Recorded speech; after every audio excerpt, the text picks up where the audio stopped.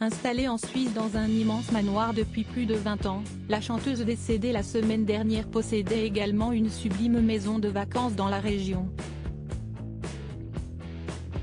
Une propriété dont le mari de Tina Turner va hériter et qu'il a pour projet de transformer en hommage à celle-ci.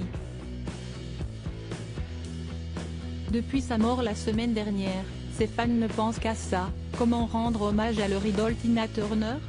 À 83 ans, la chanteuse décédée d'une longue maladie selon son agent, et qui a marqué l'histoire du rock'n'roll vivait discrètement et loin des États-Unis depuis plus de 20 ans. Et si est justement là qu'un musée en son honneur pourrait voir le jour.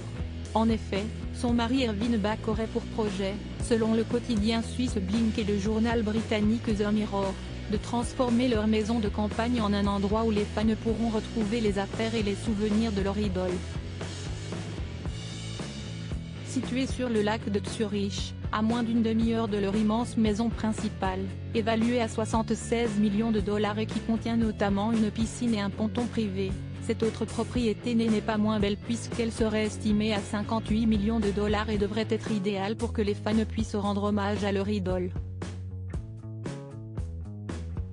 Un beau projet pour le musicien désormais veuf, qui pourra sûrement l'aider à supporter ce deuil difficile. Il faut dire que le couple était marié depuis 2013 mais vivait ensemble depuis plus de 20 ans dans ce pays où la chanteuse avait retrouvé la sérénité après une vie difficile et un premier mariage avec Ike Turner teinté de drogue, de violence et d'emprise. Un autre hommage aux États-Unis, un premier mariage dont elle s'était sortie au début des années 80 mais qui avait laissé beaucoup de traces. Surtout qu'elle avait ensuite dû surmonter 2 épreuves très dures, le suicide de son fils Craig en 2018 et le décès de son cadet Ronnie l'année dernière. Difficilement reconstruite après ces 2 pertes, elle a fini par succomber elle-même à la maladie.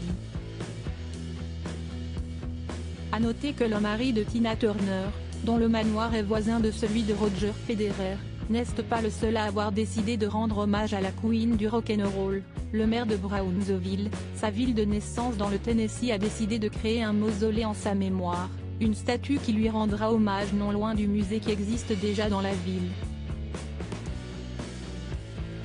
Lorsque Tina montait sur scène, elle lui appartenait. Nous voudrions que cette statue représente cette passion. Tina était une inspiration pour le monde entier. Elle a montré au peuple de Brownsville que peu importe d'où on parte, on écrit sa propre histoire, a-t-il déclaré.